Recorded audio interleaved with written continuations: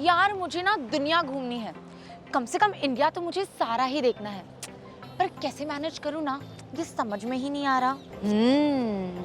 यार मैंने ना 90,000 का एक फोन लिया और पता है साल भर में ही वो खराब हो गया। Now guess what? I'm paying EMI for a phone I'm not even using anymore. I feel so bad. अब आप ये सोच रहे होंगे कि मैं कब से क्या ड्रामा कर रही हूँ, बट मैं ये कोई ड्रामा नहीं कर रही हूँ। ये ना मेरे फ्रेंड्स की रियल लाइफ स्टोरी है और ये आपके साथ भी ज़रूर होता होगा। मेरे फ्रेंड्स सब अर्निंग हैं, पर हमेशा ये सोचते रहते हैं कि हम पैसे कैसे मैनेज करें। इसीलिए कभी कभी वो पैसे इस तरह से मैनेज कर पाएं कि उनके सपने भी पूरे हो जाए और उनके गोल्स के लिए भी उनके पास पैसे बचे। बट कैसे बच सकते हैं पैसे? सो डोंट वरी, आज का जो हमारा टॉपिक है ना वो यही है, that how to manage your money, because money matters.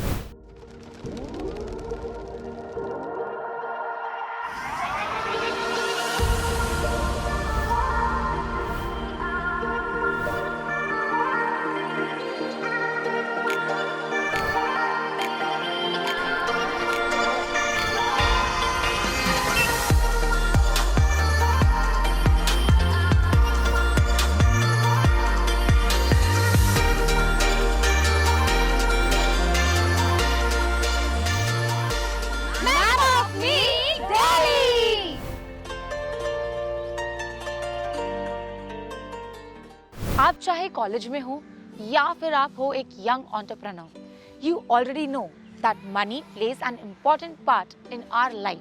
या फिर चाहे वो आपके कॉलेज एक्सपेंसेस हो, बोर्डिंग एक्सपेंसेस हो, रूम एक्सपेंसेस कह सकते हैं, या फिर खाने के खर्चे हो, ये सब को मैनेज करना आना चाहिए, because you need to know how to track your money if you are struggling to open a new job और अ न्यू बिजनेस। तो इसके लिए मुझे लगता है कि पैसे जो है ना वो बहुत ज़्यादा इम्पॉर्टेंट होते हैं, है ना। So today I am going to tell you कि आप कैसे अच्छी मनी हैबिट सीख सकते हैं जो आपको लॉन्ग रन में प्रॉफिट देगी। अब आप ये सोच रहे होंगे कि मैं आपको पैसे पे इतना सारा ज्ञान क्यों दे रही हूँ। आपने वो तो सुना ही होगा कि पैसा बोलता है, मनी टॉक्स।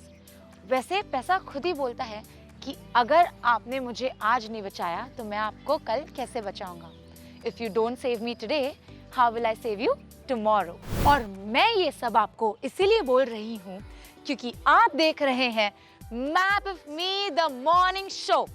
तो जी हाँ, ये शो के एंड में हम आपको पूछेंगे बहुत सारे क्वेश्चंस जिसके सवाल के जवाब आपको www.mapofme.in पर जाके देने पड़ेंगे।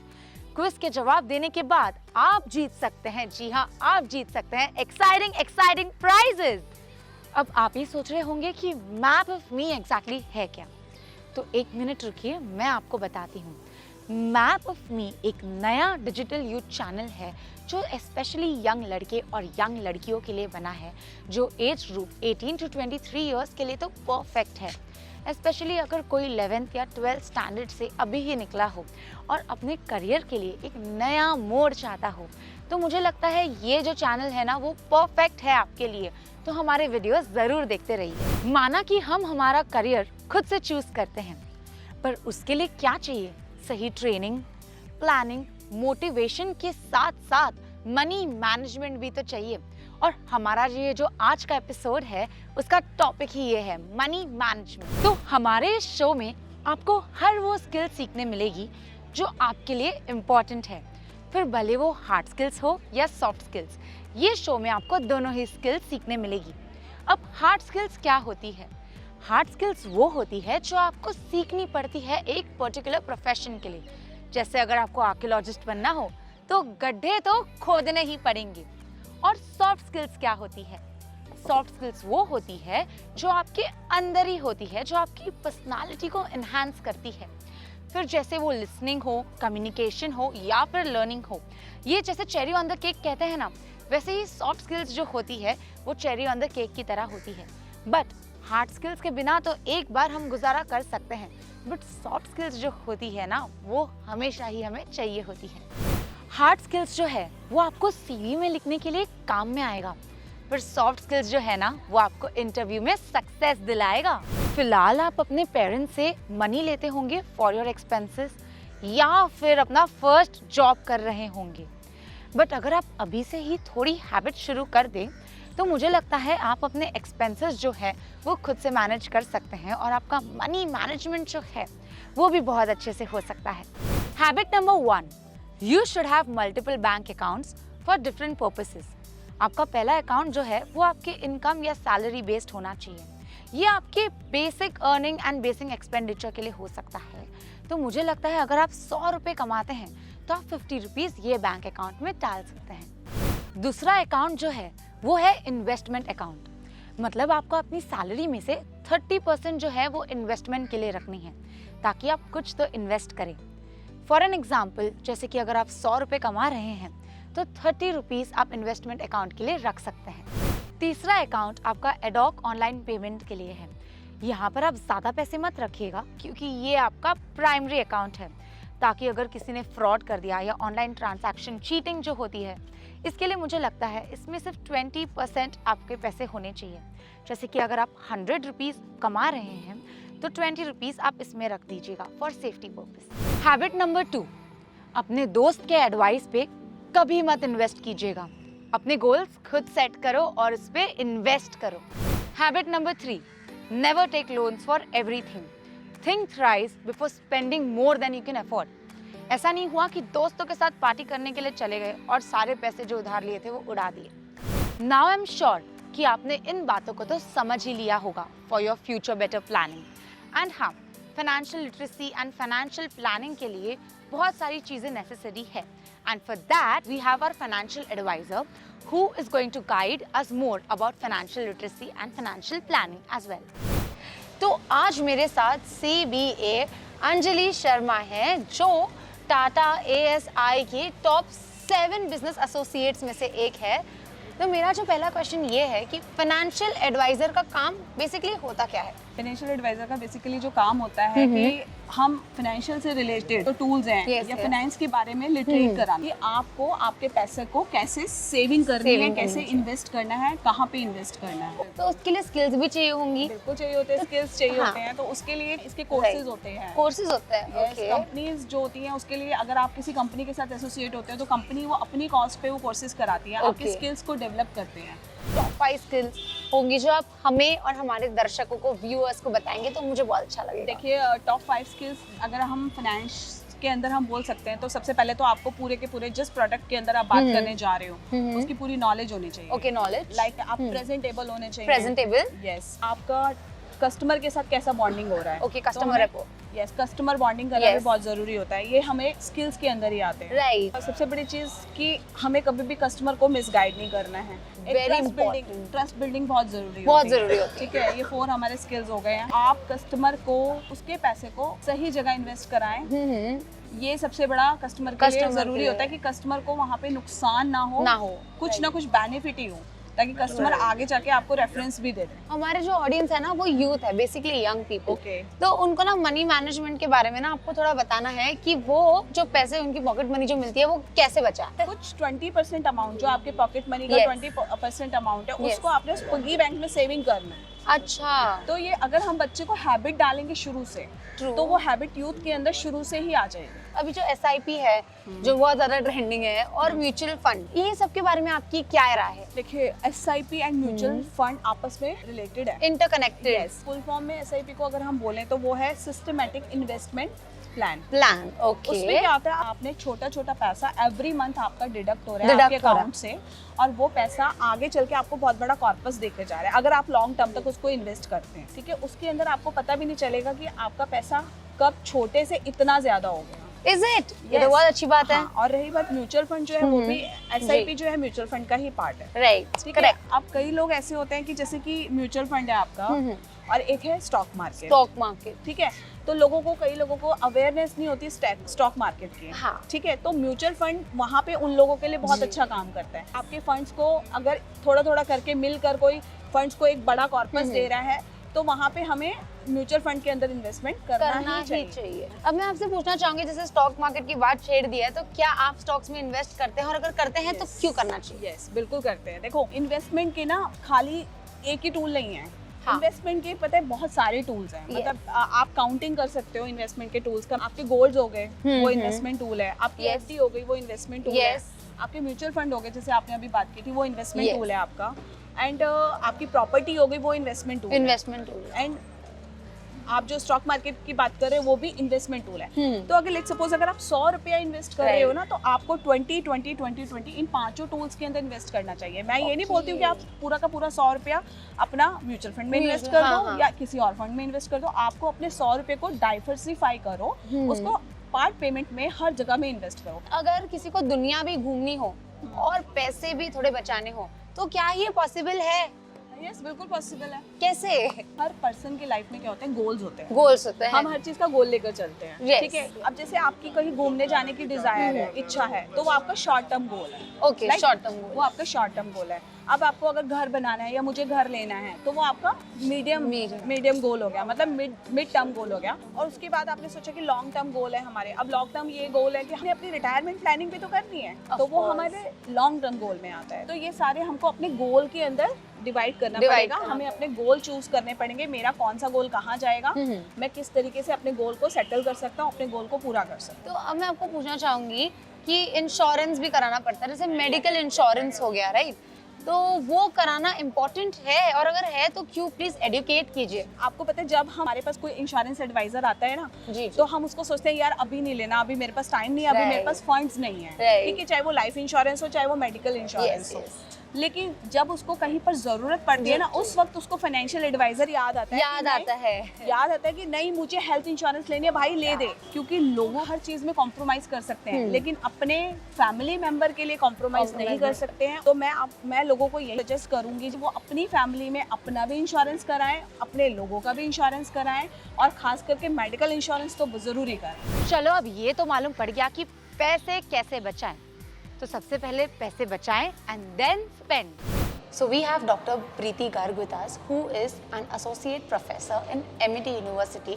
MIT University is a very reputed university, as you all have heard about it. From last 12 years I am teaching young generation, and I just feel कि जो जैसे बच्चों के पास पैसा आता है, उनको खर्चा करना बहुत अच्छा लगता है, क्योंकि this generation is blessed generation. Yes. So they are having lot of funds that are being provided to them from their parents. They have not seen that hard struggle. Of course. तो जो हमारे metro cities में तो फिर भी पैसा बहुत easily available है, but if we go to the class B city, तो we realize that people are finding it tough to know how to earn money, and that's why छोटे शहरों से लोगों को लगता है कि हम मेट्रो की तरफ जाएं, शायद वहाँ पे पैसा बहुत ज़्यादा है। लेकिन पैसा सब जगह उतना ही है, मेहनत करने वाले लोग होने चाहिए। आज की डेट में क्रेडिट कार्ड कंपनीज बहुत इजीली 3 मंथ्स की सैलरी पे बेसिस पे आप लोगों को क्रेडिट कार्ड इशू कर देते हैं यूथ को, और and they start spending, but they don't forget कि थोड़े समय बाद वापस भी करना है। उसके बाद लोन लेंगे, वापस करेंगे, फिर लोन लेंगे, पर्सनल लोन के लिए कॉल आएगा, एंड उसकी वजह से हमारा डेट बढ़ता जा रहा है, और later on people they indulge into vicious circle of debt only. तो मैं अभी आपको पूछना चाहूंगी, वांट्स और नीड्स में क्या डिफरेंस होता है? ठीक है, I want to get that moon should be mine, but I can't. I should first focus on completion of my needs, कि मेरी जो जरूरत है, तो जितनी आपकी चादर है उतने ही पैर पसारी है। Same thing happens in finance world also. अगर आपके पास जितने पैसे हैं, जितनी हिम्मत है, आई एम नॉट सेइंग कि don't dream high, if you will be dreaming high, put your efforts also to achieve those goals, but don't dream that much that you can not even think of. तो you will have to take step by step. तो अब मैं आपसे पूछना चाहूंगी कि short term goals और long term goals क्या होते हैं एग्जैक्टली? देखिए, शॉर्ट टर्म गोल्स वो हैं जो कि मैं चाहती हूँ कि मैं थोड़े समय में, छोटे टाइम पीरियड में, नेम इटसेल्फ एक्सटेंड में अचीव कर पाऊँ। आप अगर मैं यूथ की बात करूँ, उनका शॉर्ट टर्म गोल ये हो सकता है कि उनको अभी पढ़ाई पूरी करनी है, उसके बाद उनको नौकरी लेनी है, फिर उसके बाद उनको अपनी फैमिली सेटल करनी है। That is short term goal. कि मैंने अपनी छोटे से, आपका यूथ की जनरेशन में ये भी एक गोल होता है कि मेरे को अपनी 2 महीने बाद मेरी पार्टी है, मुझे अपने बर्थडे की पार्टी के लिए पैसे की प्लानिंग करनी है, मुझे पैसा चाहिए, मुझे पापा से इतना पैसा मिलेगा, अपने पास इतनी सेविंग्स हैं, मम्मी से इतना पैसा मिल जाएगा, दादी से इतना मिल जाएगा, and I want to spend that. But क्या उतने ही पैसे से मैं अपने लॉन्ग टर्म में गाड़ी खरीद सकती हूँ? नहीं खरीद सकती। तो वो शॉर्ट टर्म गोल हुआ है जो आपने छोटे समय के लिए देखा, and you are trying to achieve. And we talk about long term goals. If you see, we say that I want to become the Prime Minister of India like Pradhan Mantri Modi can be role model. But you see the struggle behind him. From last 40 years, what all he is doing, how he has spent his from 20 years to 60 years journey, that also you will have to work on it. So if you want to achieve your long-term goals, तो उसके लिए अभी से planning करनी होगी. The more strong base you will have, the better you will go. ऐसी कौन सी skills है जो मनी मैनेजमेंट को लेकर होनी चाहिए?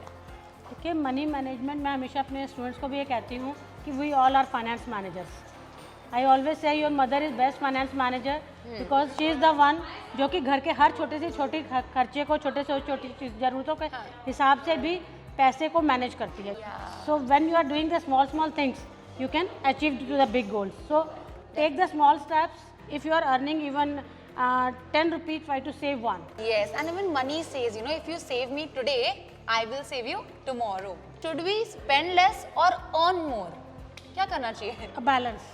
बैलेंस. अरे वाह, ये तो वो बहुत ही अच्छी बात है. So thank you so much. We are so happy to have you on our show.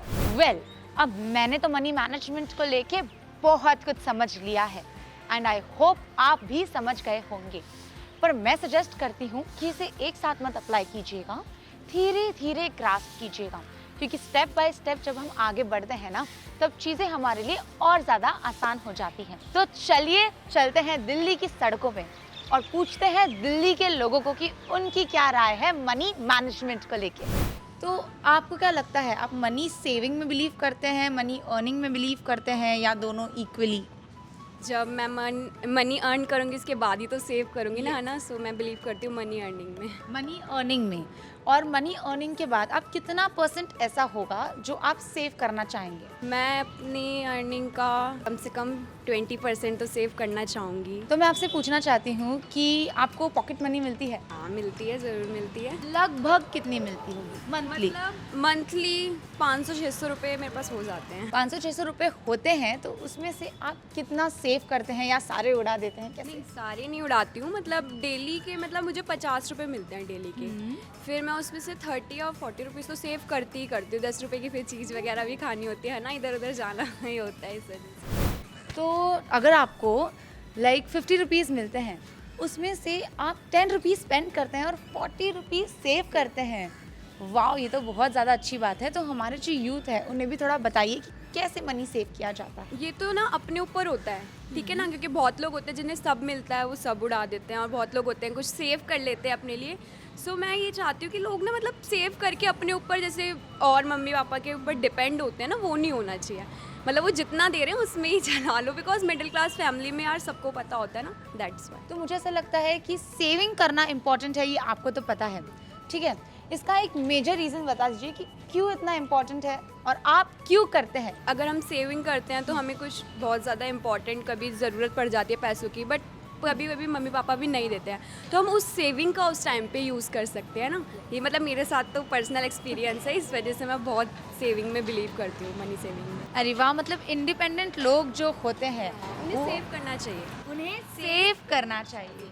Because अब हम बड़े हो रहे हैं, हर बात मम्मी पापा से, हर बार मम्मी पापा से पैसे थोड़ी मांगे जाएंगे. हेलो अंशु जी, तो मैं आपसे पूछना चाहूँगी कि क्या आप वर्किंग हैं? यस, मैं वर्किंग हूँ. I am a business woman. आप तो फाइनेंशियली इंडिपेंडेंट हो गए, राइट? एग्जैक्टली. तो फिर आप सब कैसे मैनेज करते हो, आप प्लानिंग कैसे करते हो आपके expenses? Planning according to my income depends. मेरा बुटीक है अपना, तो जो अर्निंग्स हैं साइड बाय साइड एक मैंने पिगी बैंक बनाया हुआ है, उसमें सेविंग्स डालती रहती हूँ. Every week I put a 500 in that. तो मैं आपसे पूछना चाहूँगी कि चलो सेविंग्स तो आप कर लेते हो, पर क्या आप स्टॉक्स एंड ऑल में इन्वेस्ट करते हो? No, not really. तो आप फाइनेंशियली इंडिपेंडेंट कब हुए और क्यों हुए? मैं तो 2005 से इंडिपेंडेंट हूँ. और क्या कहते हैं क्यों हुई, क्योंकि मैं I don't like to sit at home. I like to work and be an independent woman. और मैं आई हैव किड्स टू, तो मैं उसको भी सिखाती हूँ कि you know you 21 now, so be independent. तो फिर हमारा जो यूथ है उसे भी हमें फाइनेंशियली इंडिपेंडेंट बनाना है, तो कुछ टिप्स दे दीजिए. टिप्स यही है कि अपने करियर में आगे बढ़ो, पढ़ लिख के अच्छी जॉब्स करो. जॉब्स नहीं करने चाहते तो अच्छा बिजनेस करो, बट इंडिपेंडेंट रहो. Don't be a burden on your parents. This is my request, humble request to all the kids. हमारा जो यूथ है उन्हें अगर सेविंग करना हो तो कोई टिप दे दीजिए छोटी सी. लिटरली थोड़ी सेविंग करनी चाहिए, चाहे वो 100 रुपीज़ ही सेव करें अपने, एक बारी जब हैबिट बन जाती है ना, तो 100 कब 1000 हो जाए, 1000 कब लैक्स हो जाए, सब हो जाता है. But they need to get started today, right itself. तो Rajni, tell me, are you working? Yes, obviously. तो आप फाइनेंशियल प्लानिंग करती हैं? Yes, sure. I think everybody does. किस वे में आप फाइनेंशियल प्लानिंग करती है? Like क्रिप्टो वगैरह में इन्वेस्ट करना एंड वैसे normal savings. I live with my full family and हम सिर्फ 2 बहनें हैं जो अर्न करती है, सो इतनी सेविंग्स नहीं हो पाती, but we try to save. क्या आप स्टॉक्स में इन्वेस्ट करती हैं या फिर कहीं पर भी सेविंग? Sometimes yes.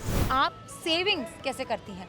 मतलब कोई एक तरीका होता है ना हर किसी का, वैसे आपका क्या तरीका है? अपना पूरा मंथ का जैसे घर खर्च निकाल के उसमें से बचा के अपने अकाउंट में ही मैं सेविंग्स कर देती हूँ. या मम्मी को कोई ज्वेलरी दिला देते हैं, गोल्ड आई थिंक सबसे अच्छी सेविंग होती है. आगे जाके प्राइस इंक्रीज या वो सबसे अच्छी सेविंग है, तो वो कर देते हैं. तो दोस्तों, आज के एपिसोड में हमने ये जाना that how we should focus on not only earning money but also focus on how to save money.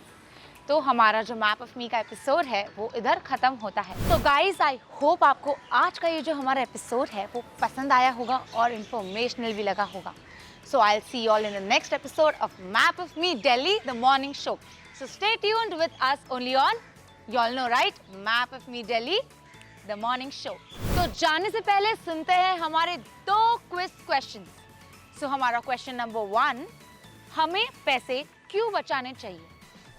And question number 2, SIP का फुल फॉर्म क्या है? तो ये क्विज के जवाब आप www.mapofme.in पर जाकर दे सकते हैं.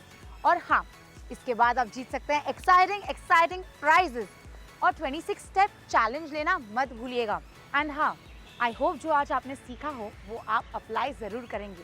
सो I wish you all the very best for your future and bye. I hope आपकी मुझसे फिर मुलाकात बहुत ही जल्द हो.